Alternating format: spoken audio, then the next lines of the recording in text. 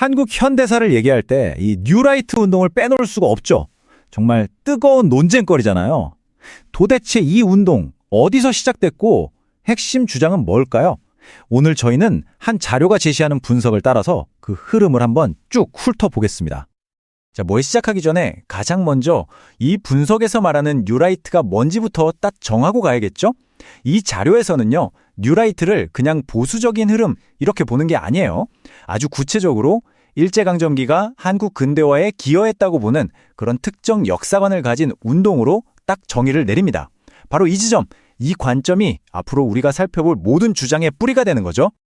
그래서 오늘 저희가 뭘 할 거냐면요. 먼저 이 운동의 정체를 파헤치기 위해서 그들의 핵심 주장이 뭔지부터 살펴볼 거고요. 그리고 이 자료가 지목하는 자금의 출처, 즉 돈의 흐름을 한번 따라가 볼 거고요. 그 다음엔 시간 순서대로 어떤 논란들이 있었는지, 그리고 그게 지금 우리에게까지 어떻게 영향을 미치고 있는지 끝까지 추적해 보겠습니다. 자, 그럼 첫 번째 파트입니다. 이 운동의 사상적인 뼈대부터 한번 들여다보죠. 이 자료에서는 뉴라이트의 관점을 딱 9가지 핵심 주장으로 정리하고 있거든요. 이 9가지가 말하자면 모든 논쟁의 출발점인 셈입니다. 네, 바로 이 9가지 주장입니다. 이 자료는 이 목록이야말로 뉴라이트의 정체성을 규정하는 핵심적인 틀이라고 보고 있어요.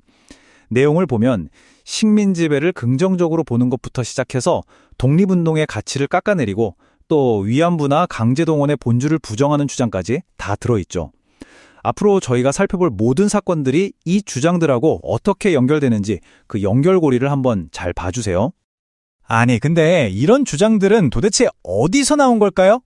자, 다음 장에서는 바로 그 기원과 재정적 배경을 파헤쳐 봅니다. 이 자료가 특히 강조하는 게 뭐냐면 돈의 흐름을 따라가야만 그 본질을 제대로 알 수 있다는 거예요. 바로 이겁니다. 이 자료가 던지는 가장 핵심적인 의혹이 바로 이 지점인데요. 뉴라이트 운동의 시작과 그 활동들이 사실은 일본 재단의 자금 지원과 아주 깊숙하게 연결되어 있다는 거죠.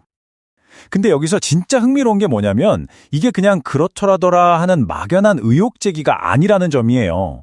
이 자료는 아주 구체적인 자금 지원 내역을 제시하고 있거든요. 이 표를 한번 보세요. 도요타 재단, 일본 재단 이런 곳에서 안병직, 이영훈 교수처럼 나중에 뉴라이트 운동의 핵심 이론가가 되는 인물들이나 관련 기관으로 돈이 흘러들어갔다고 딱 명시하고 있죠. 자, 그럼 이제 본격적으로 시간의 흐름을 한번 따라가 볼까요? 앞에서 봤던 그 9가지 주장들 있잖아요. 그게 구체적인 사건이나 발언을 통해서 현실에서는 어떻게 드러났는지 그 논란의 역사를 한번 쭉 추적해 보겠습니다. 2000년대, 이 시기는 이 운동이 제대로 된 조직의 모습을 갖추기 시작한 때라고 볼 수 있어요.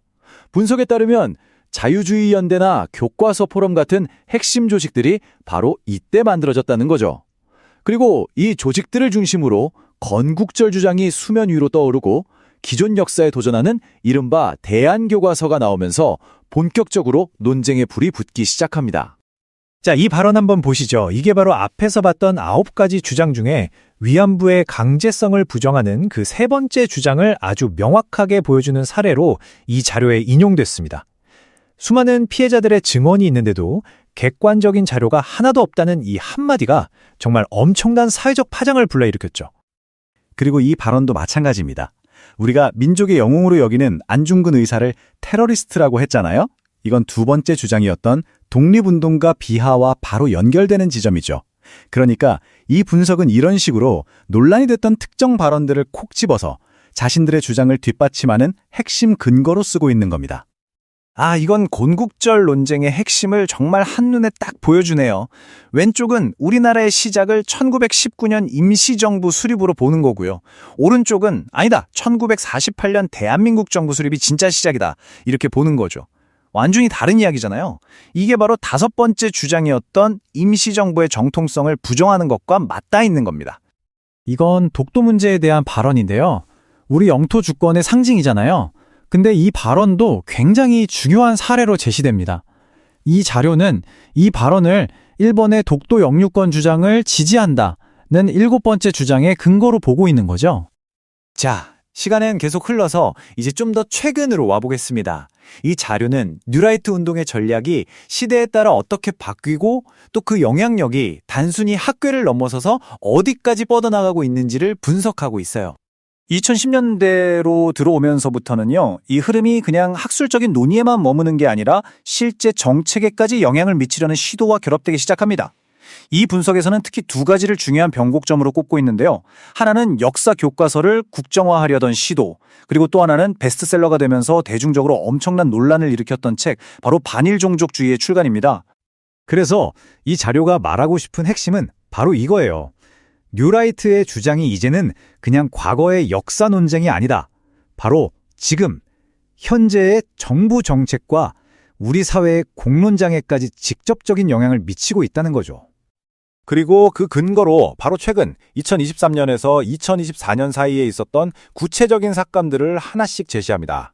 육사에서 있었던 홍범도 장군 흉상 이전 문제라든지 국방부 교재에서 독도를 분쟁 지역처럼 기술했던 논란 같은 것들이요.